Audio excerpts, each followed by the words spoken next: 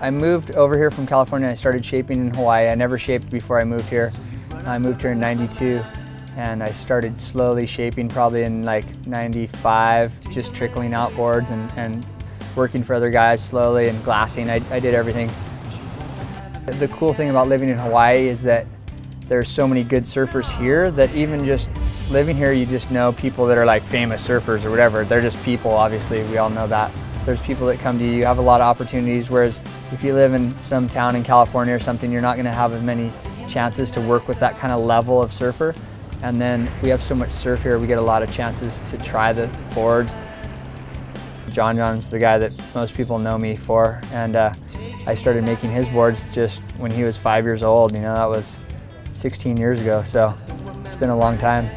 I personally have adapted what I've been doing mostly based on John John to start with over the last 5 or 6 years at Pipeline, where his boards, he's always ridden small boards for his size anyways, like even his short boards are small for how big he is. And so his approach, but I mean, you can see there's no doubt that he's the leader, him and like Jamie O'Brien's gnarly too, but like he's pushing, he's setting the standard. Basically what's happened is people are just riding smaller boards in general.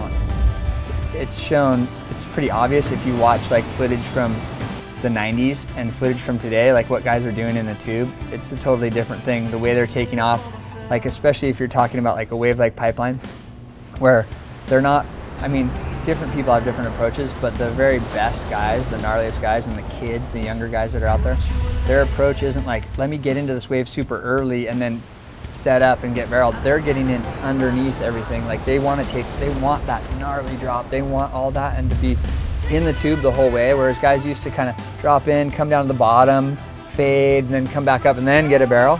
These guys are just getting barreled from takeoff all the way through on that wave. John John's biggest board for Pipeline is 6'8". Like that's it. They don't go above that. So, and he's riding 6'2", 6'4", you know, like a lot of smaller boards.